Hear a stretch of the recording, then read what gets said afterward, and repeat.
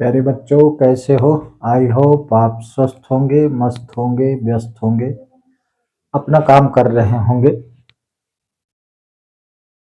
तो आप सभी को दीपावली की ढेर सारी शुभकामनाएं। कल दीपोत्सव है। कल दीपावली का महत्वपूर्ण पर्व है हमारे हिंदुस्तान का। तो आप लोग कृपया पटाखे, फुलझड़ियाँ कम से कम छुड़ाएं और ये करते हुए सावधानी रखें। हो सके तो मिठाइयाँ बांट करके और एक दूसरे को रोली, चंदन, टीका करके और एक दूसरे से मिलकर एक दूसरे के घर जाकर इस प्रकार से खुशी व्यक्त करें। इस प्रकार से हर्षोल्लास का वातावरण बनाएं तो ज़्यादा ठीक होगा। पर्यावरण को प्रदूषित ना करें, ठीक है? थोड़ा बहुत पटाखा भी छुड़ाएं, आप बच्चे हैं, लेकिन कम करेंगे, सब ऐसे थोड़ा थोड़ा कम करेंगे तो प्रदूषण कम होगा। आइए हम कक्षा 8वीं में विषय गणित में पहुंच गए, प्रश्नावली 11.1 में, जहां हम सीधा समानुपात आपको पढ़ा रहे थे, जिसको इंग्लिश में डायरेक्ट प्रोपोर्शनल कहते हैं। तो 5 प्रश्न हमने हल कर दिए। मैं आ गया आपके 6वें प्रश्न में। 6वां प्रश्न इस प्रकार से है कि उसमें लिखा है कि एक जहाज का मॉडल है। एक जहाज के मॉडल में उसका मस्त 9 सेंटीमीटर ऊंचा है। जहाज का बच्चों ने एक मॉडल बनाया है कागज का। तो जहाज जो वास्तविक जहाज है वो वास्तविक है, लेकिन उसी का जो मॉडल बच्चों ने बनाया, कागज का जो मॉडल बनाया, तो जहाज के मॉडल का मस्तूल x1 जिसको हमने माना वो 9 सेंटीमीटर दिया। लेकिन जिस वास्तविक जहाज का बच्चों ने मॉडल बनाया था उसका मस्तूल कहे तो ऊपर जो खंभा रहता है जिसमें पाल लगे रहते हैं, कपड़े लगे रहते हैं, खंभे की ऊंचाई होती है। मस्तूल एक प्रकार का खंभा है जिसमें सिग्नल वगैरह लगाए जाते हैं, झंडे लगाए जाते हैं। तो आपने देखा होगा फिल्मों में जहाज होती है उसमें एक खंभा लगा रहता है, उसमें ऐसे कपड़े, पाल जिसको कहते हैं, पंख होता है वो जहाज का, वो लगे रहते हैं। तो जो बच्चों ने जहाज का मॉडल बनाया उसका मस्तूल, वो खंभा की हाइट 9 सेंटीमीटर थी, जबकि वास्तविक जहाज का मस्तूल y1 12 मीटर है। जो मस्तूल बनाया गया बच्चों द्वारा जहाज का मॉडल वो 9 सेंटीमीटर, लेकिन उसके वास्तविक रूप का जो मस्तूल था, जो खंभा था y1 उसको कहा, वो 12 मीटर था, ठीक है। यदि वास्तविक जहाज के मस्तूल की लंबाई y2 28 मीटर हो, अब वास्तविक वाले को हमने y1 माना, दूसरे में y2 माना, तो प्रश्न कहता है कि जहाज के मॉडल के मस्तूल की लंबाई x2 क्या होगी, ठीक है। तो यहाँ वास्तविक मस्तूल की लंबाई y1 y2 दिया है और y1 वास्तविक जहाज के मस्तूल की जो ऊंचाई है उसी का मॉडल वाले जहाज के मस्तूल की जो x1 ऊंचाई है वो 9 सेंटीमीटर है। तो बस यहाँ चूंकि डायरेक्ट जो प्रोपोर्शनल होता है, सीधा जो समानुपात होता है, वो x1 अपान y1, यहाँ गलत लिखा है, x1 अपान y1 x2 अपान y2 होता है, ठीक है। सीधा समानुपात x1 y1 x2 y2। तो x1 यहाँ 9 था, 9 रखे, y1 12 था, 12 रखे, बराबर x2 हमें फाइंड करना है, प्राप्त करना है, और y2 यहाँ पर 28। इसको हमने तिर्यक गुणा किया, देख लें तो 12x2 12x2 तिर्यक गुणा बराबर 9 गुणे 28, तो ये हो गया। तो x2 इजकल टू 9 गुणे 28 बटे ये 12 नीचे चला गया, 3 त्रिकाएं 9, 3 चौक 12, तो 4 से 28 कट गया, 4 सत्ते 28, तो 7 त्रिक 21 से x2 की वैल्यू आई। यानी जिस जहाज की वास्तविक जहाज की मस्तूल की लंबाई 28 मीटर थी, उसके मॉडल की लंबाई x2 21 सेंटीमीटर आई। ये प्रश्न 6वां आपका हो गया, ठीक है। तो सरल प्रश्न है लेकिन इंपॉर्टेंट है, आप इन्हें अच्छे से समझेंगे तो प्रतियोगी परीक्षाओं में ये प्रश्न जल्दी साथ में करने में आपको काम आएंगे, ठीक है। तो ये प्रश्न क्रमांक 6 आपका हो गया। अब आइए चलते हैं प्रश्न क्रमांक 7 में। प्रश्न क्रमांक 7 आप देखिएगा, उसमें दिया है कि 2 केजी चीनी के क्रिस्टल की संख्या इतनी है। क्रिस्टल वही चीनी में जो छोटे छोटे दाने होते हैं उनको क्रिस्टल कहते हैं। मान लीजिए प्रश्न क्रमांक 7, प्रश्न क्रमांक 7 आपको समझा रहा हूं। मान लीजिए 2 केजी चीनी में 9 गुणे 10 की घात 6 क्रिस्टल हैं। निम्नलिखित चीनी में कितने चीनी के क्रिस्टल होंगे? 5 केजी चीनी में कितने क्रिस्टल होंगे? 1.2 केजी में कितने क्रिस्टल होंगे? तो बस आइए समझते हैं। तो ये सीधा समानुपात है, क्योंकि अगर केजी बढ़ेगा, 1 किलो चीनी है तो इसमें चीनी के दानों की संख्या जितनी होगी, अगर चीनी की किलो बढ़ेगा 5 किलो होगी तो उसमें दानों की संख्या ज्यादा होगी। तो जहां एक राशि के बढ़ने से दूसरी राशि भी बढ़ती है, वहां सीधा प्रोपोर्शनल होता है, माने सीधा समानुपात होता है। तो प्रश्न क्रमांक 7 में दिया क्या है हम देखेंगे। दिया है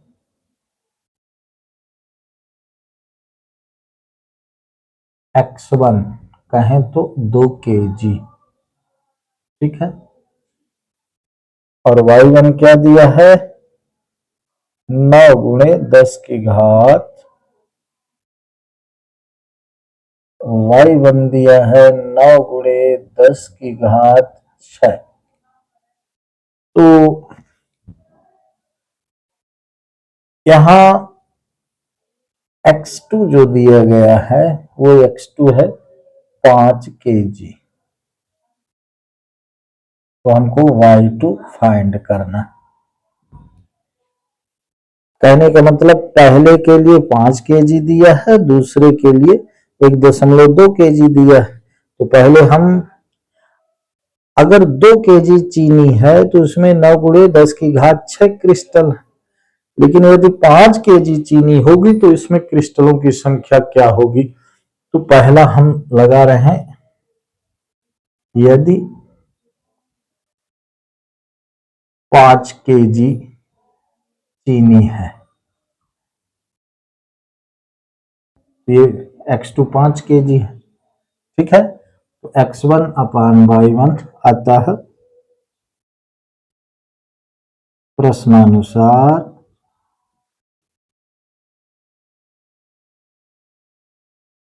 ये पहले का बता रहे हैं, जब 5 केजी हमने यहां लिख दिया x2 5 केजी है, ठीक है। तो प्रश्नानुसार x1 upon y1 is equal to x2 upon y2, ठीक है। तो इसको हम इधर कर लेते हैं, फिर दोबारा इधर कर देंगे। x1 क्या है मेरे भाई?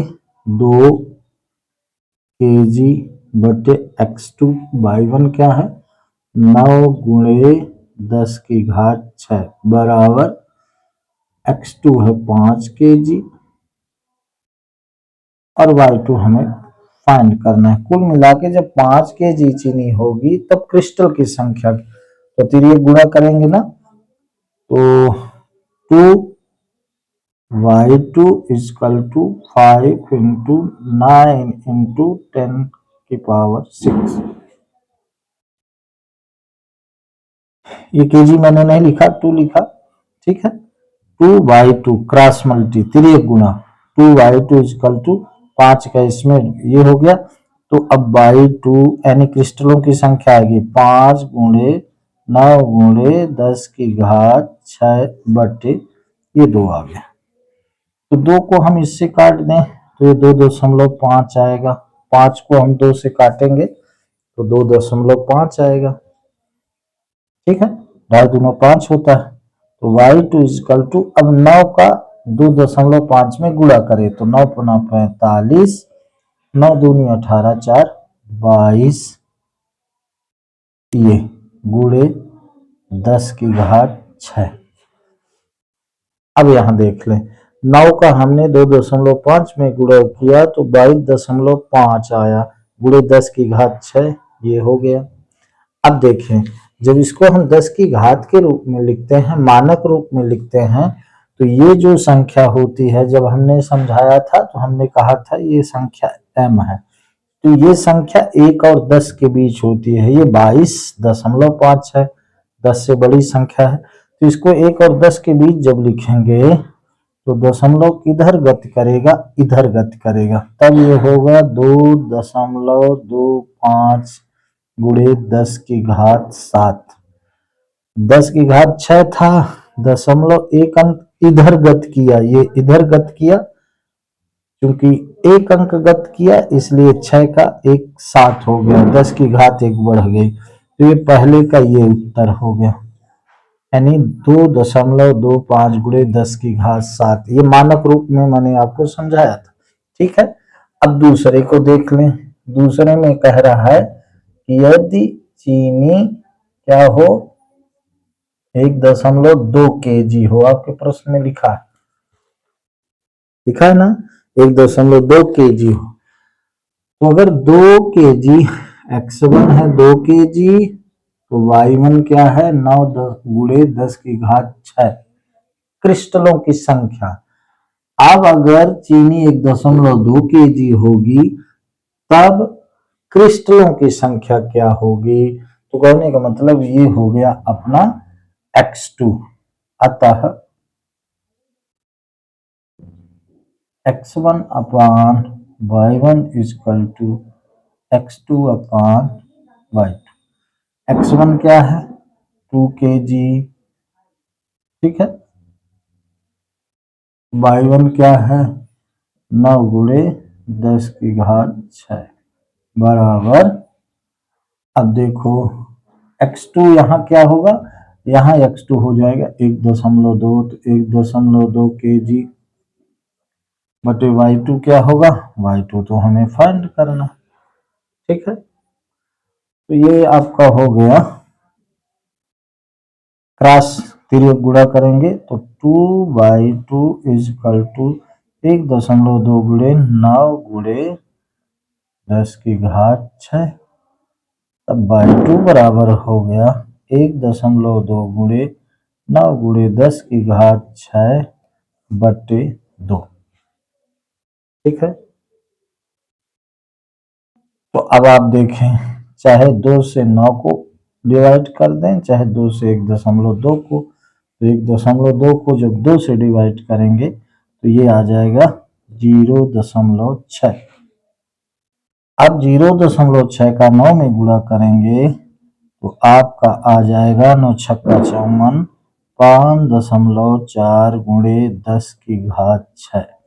ये आ गया दूसरे प्रश्न क्रमांक 7 के दूसरे का उत्तर।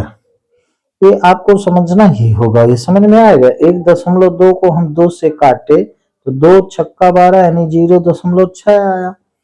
अब ये 0.6 का हमने 9 में गुणा किया, 9 छक्का 54, तो ये 5.4 हुआ, गुणे 10 की घात 6 हो गया।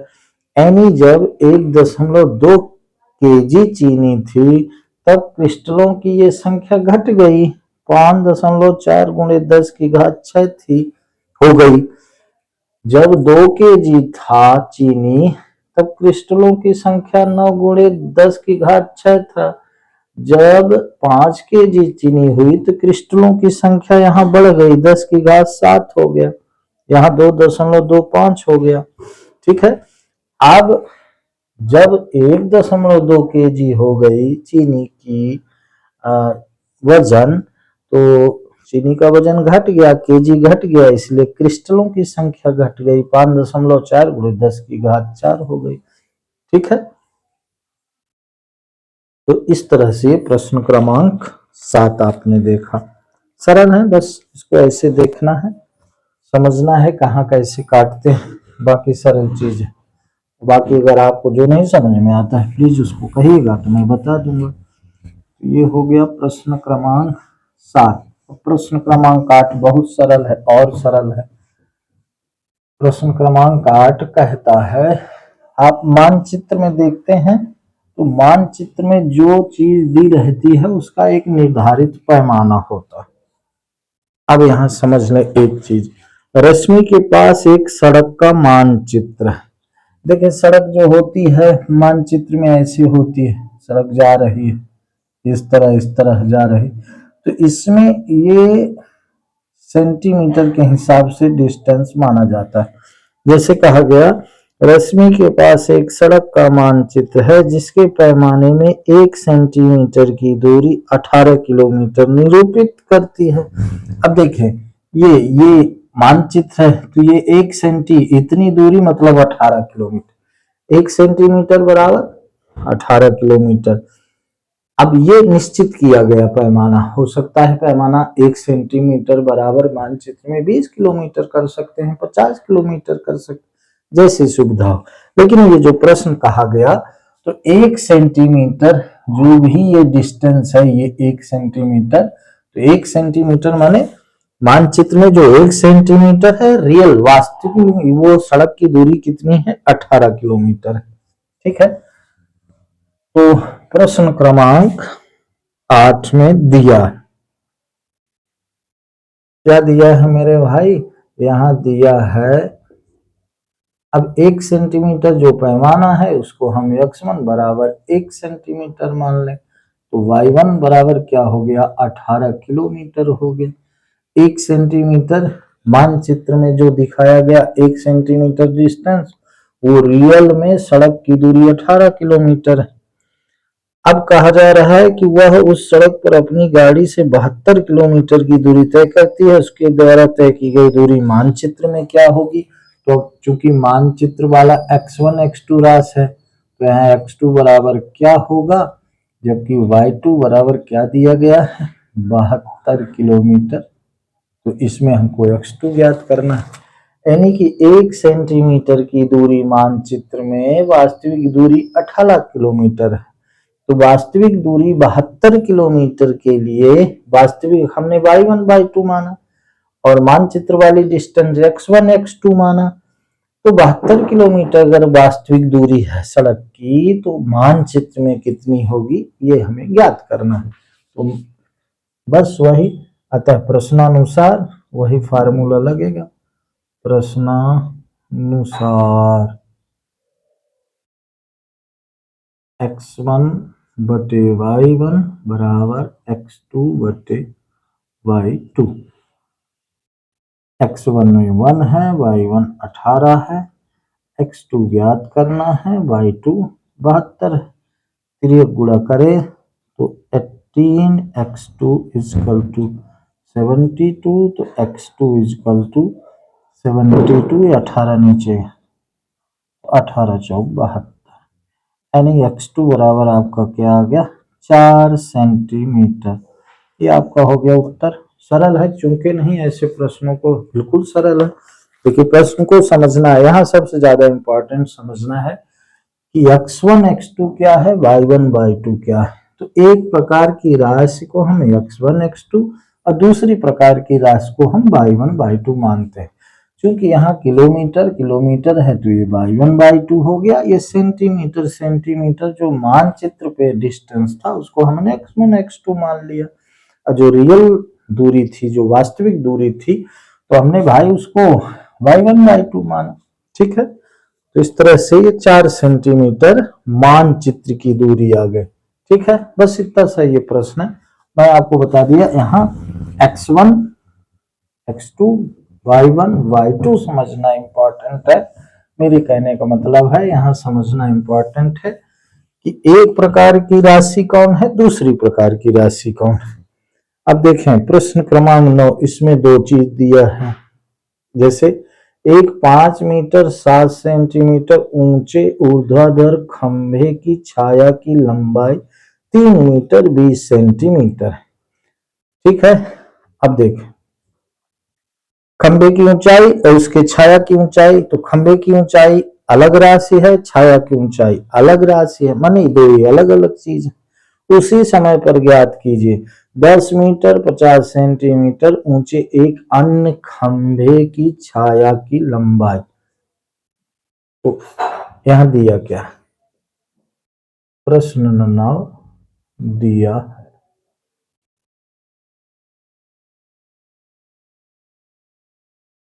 एक 5 मीटर 60 सेंटीमीटर ऊंचे ऊर्ध्वाधर खंभे की छाया की लंबाई। तो खंभे की लंबाई उसकी छाया की लंबाई, ठीक है। तो खंभे की लंबाई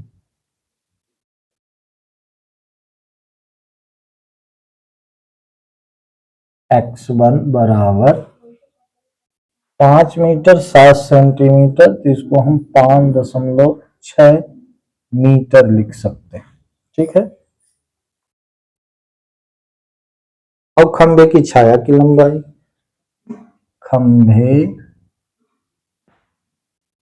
की छाया की लंबाई, अब इसको हम y1 मान ले, तो कितना हो गया 3 मीटर 20 सेंटीमीटर, यानी 3.2 मीटर, ठीक है। m लिख दें 3.2 मीटर। अब देखिएगा खंभे की वास्तविक लंबाई x1 है, खंभे की छाया की लंबाई y1 है, ठीक है। तो पहले में हमें ज्ञात क्या करना है, पहले प्रश्न क्रमांक 9 में पहला, तो पहले में 10 मीटर 50 सेंटीमीटर ऊंचे एक अन्य खंभे की छाया की लंबाई, ठीक है। तो अब इसमें वास्तविक लंबाई दी गई है, तो इसमें लिखे x2 इजकल टू, क्योंकि खंभे की लंबाई दी गई है 10.50, तो 10.5 मीटर। अब खंभे की छाया की लंबाई ज्ञात करनी है, यानी यहाँ y2 क्या होगा ये ज्ञात करना है। ये पहले के लिए हम बता रहे हैं, प्रश्न क्रमांक 9 में पहले के लिए। यहाँ सिर्फ ये समझना है कि प्रश्न में दिया है कि खंभे की लंबाई अगर 5.6 मीटर है तो उसके छाया की लंबाई 3.2 मीटर होगी। उसी समय अगर खंभे की लंबाई 10.5 मीटर है तो उसके छाया की लंबाई क्या होगी, तो खंभे की लंबाई x1 x2, उसके छाया की लंबाई y1 y2। ये पहले प्रश्न में खंभे की वास्तविक लंबाई दी गई है और उसकी छाया की लंबाई ज्ञात करना है। अतः प्रश्नानुसार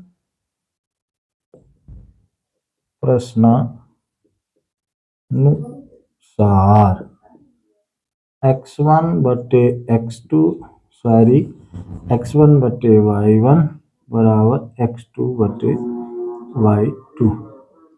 तो x1 क्या है 5.6 बटे y1 क्या है 3.2 बराबर x2 क्या है 10.5 और y2 हमें ज्ञात करना।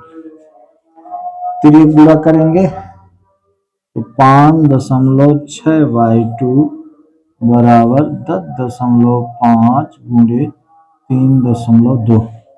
ये ध्यान दें, ये हम तिरिय गुणा करते हैं y2 5.6 y2 बराबर 10.5 गुणे 3, तो ये y2 बराबर आपका हो गया 10.5 गुणे 3, ठीक है। अब देखें यहाँ दशमलव की इधर एक अंक है, यहाँ भी दशमलव की इधर एक अंक है, तो ये अपने आप हट जाएगा, ठीक है। तो आप इसको ऐसे कर सकते हैं 4 8 7 56 8 4 32, ठीक है। 8 7 56 8 4 32, चूंकि दशमलव की इधर दोनों में समान क्या थे डिजिट थे, दशमलव के इधर दाहिने तरफ एक इसमें था एक इसमें था, तो ये स्वमेव हट गया पूर्णांक से, ये 32 हो गई ये 56 हो गया, तो 8 7 56 8 4 32। अब देखें 7 से इसको काटेंगे 7 कम 7 7 पना 35, ये भी कट गया, तो 1.2 क्या आया 1.5 गुणे 4 यानी 15 चौको 60 यानी 6.0 मीटर। ये y2 आ गई, y2 क्या आ गया यहाँ y2 था जिस खंबे की वास्तविक लंबाई 10.5 मीटर है, उसी समय उसकी छाया होगी 6 मीटर, 6.0 मीटर चाहे 6 मीटर ऐसा लिख सकते हैं। अब दूसरा क्या है, दूसरे में प्रश्न 9 के दूसरे में उस खंभे की ऊंचाई जिसकी छाया की लंबाई 5 मीटर है। यहां पहले वाले में खंभे की छाया की लंबाई पूछा था, अब दूसरे वाले में वास्तविक खंभे की लंबाई पूछा है जिसकी छाया 5 मीटर दी गई। तो ये आपका पहला हो गया, दूसरा इधर देख लें, ये पहले का यहां तक, दूसरे के देख लें। प्रश्न क्रमांक 9 का दूसरा आपको बता रहा हूं। तो दूसरे में अगर यहां से लिखें तो ऐसे x1 बराबर क्या हो गया, वही 5.6 मीटर और y1 वही होगा 3.2 मीटर। अब देखें x2 इसमें ज्ञात करना है और y2 खंभे की छाया की लंबाई 6 मीटर दी, अतः x1 बटे y1 बराबर x2 बटे y2। देख लें x1 क्या है 5.6, y1 क्या है 3.2 बराबर x2 हमें ज्ञात करना है खंभे की लंबाई, y2 छाया की लंबाई 6 मीटर यहां दी। ठीक है, क्रॉस मल्टीप्लाई करेंगे 3.2 x2 बराबर 5.6 गुणे 6, क्रॉस मल्टीप्लाई ऐसे, ये x2 इक्वल टू हो गया 5.6 गुणे 6, ये 3.2 नीचे चला गया, तो इसको हम काटेंगे 8 चौक 32, 8 सत्ते 56। ठीक है, 2 दूनी 4, 2 तिहाई 6। ठीक, अब ये 7 त्रिक 21 बटे 2, x2 क्या आ गया 21 बटे 2।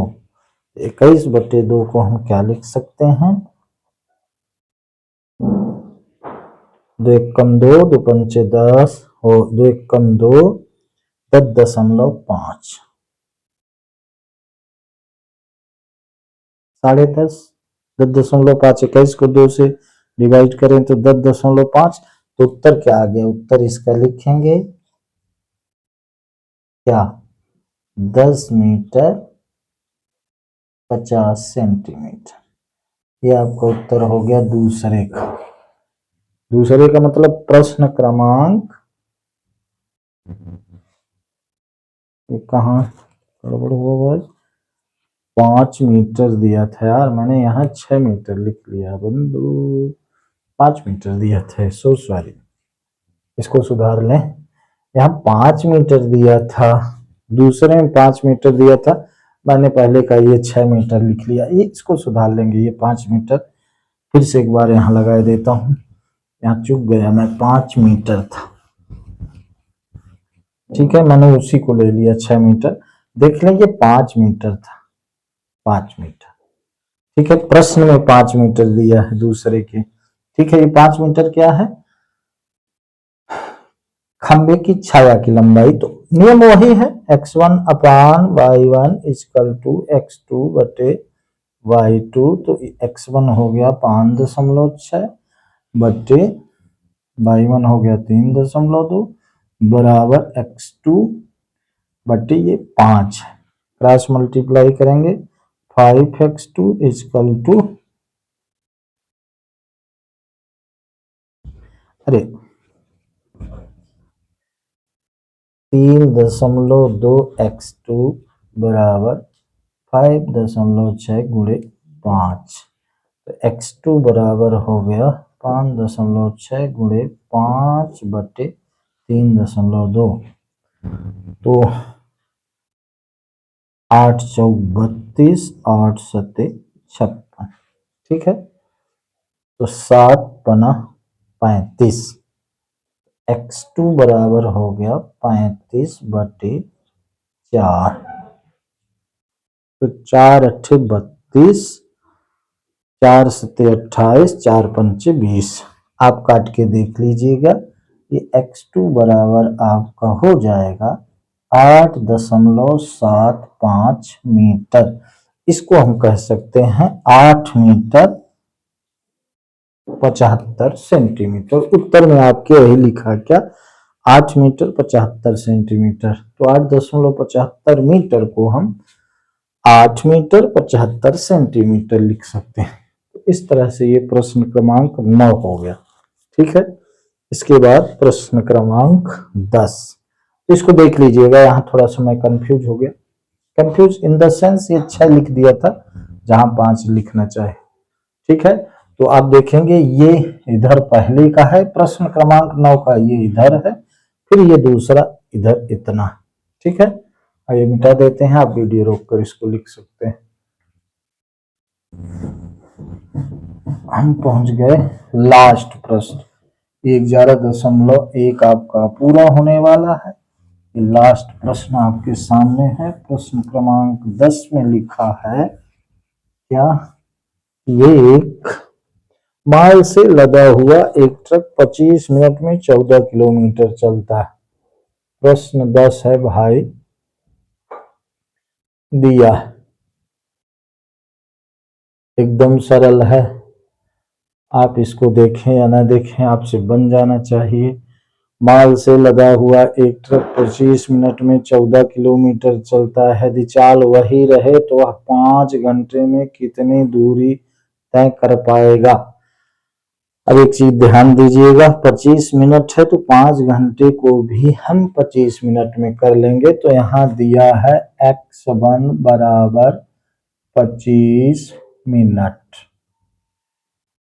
ठीक है, और मेरे भाई x2 भी दिया है 5 घंटे, माने x2 हम लिखेंगे 5 300 मिनट। ये ध्यान दीजिएगा, रास एक प्रकार की सेम हो, ये मिनट में है तो ये भी मिनट में होना चाहिए, इसलिए x2 5 घंटे दिया है।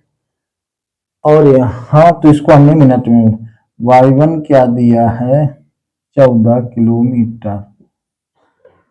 तो हमको ज्ञात क्या करना है, y2 क्या होगा।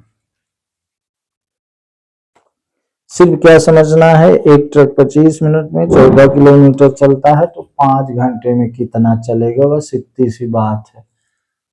तो 25 मिनट में 14 किलोमीटर, तो 5 घंटे को हमने मिनट में बदल दिया, तो 5 घंटे में कितने मिनट होंगे 300 मिनट, क्योंकि 60 मिनट में 1 घंटा, तो 5 घंटे में 60 का 5 में गुणा तो 300 मिनट। तो ये मिनट मिनट एक रास कर लिए। 14 किलोमीटर y1 है, y2 हमें ज्ञात करना। अतः प्रश्नानुसार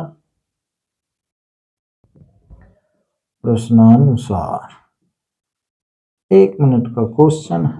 प्रश्नानुसार क्या हो गया, x1 बटे y1 बराबर x2 बटे y2। x1 क्या है 25, y1 क्या है 14, x2 क्या है 300, y2 क्या है ज्ञात करना। फिर ये गुणा करें तो 25 y2 बराबर 14 गुणे 300, तो y2 बराबर 14 गुणे 300 बटे 25। ठीक है, तो 5 पचम 25, 25 से डायरेक्ट कट जाएगा, शुद्ध 5 पचम 25, 5 छक्का 30 और ये। ठीक है, अब ये हो गया 12 पंचे 60। तो y2 अपना क्या हुआ 14 गुणे 12, यानी y2 बराबर 12 चौक 48, 12 एकन्नम 12, 12 4 16 किलोमीटर। ये आपका आ गया उत्तर। यानी 5 घंटे यानी 300 मिनट में वो ट्रक कितना चलेगा, 168 किलोमीटर, क्योंकि 25 मिनट में वो 14 किलोमीटर चल रहा था, तो 300 मिनट यानी 5 घंटे में वो 168 किलोमीटर जाएगा। ये है आपका सीधा प्रत्यक्ष समानुपात, इंग्लिश में कहते हैं डायरेक्ट प्रोपोर्शन। तो इस प्रकार से डायरेक्ट प्रोपोर्शन से संबंधित जितने प्रश्न थे आपके समाप्त हुए। अब हम लोग कल पढ़ेंगे प्रतिलोम समानुपात इसके आगे, ठीक है। तो इसे बस ऐसे ध्यान से देखते जाएंगे, धीरे धीरे करते जाएंगे। एक और चीज है, अगर आपको लगता है कि ये सरल है तो इसे आप एक बार देखें, फिर अपने से सॉल्व करने का प्रयास करें। आप चाहें तो सारे प्रश्न ना देखें, चाहे तो देख लें। जो समस्या हो उसे प्लीज आप कमेंट्स बॉक्स में जरूर लिखें। तो आपको क्या समस्या आती है उसको आप वीडियो में जरूर अपना मत, अपना विचार जाहिर करें। तो आज बस इतना ही। चलते चलते एक बार पुनः दीपावली की ढेर सारी शुभकामनाएं। प्लीज मेरे गणित के channel you can do maths को लाइक करें, सब्सक्राइब करें। आज बस इतना ही। धन्यवाद। शुभ रात्रि।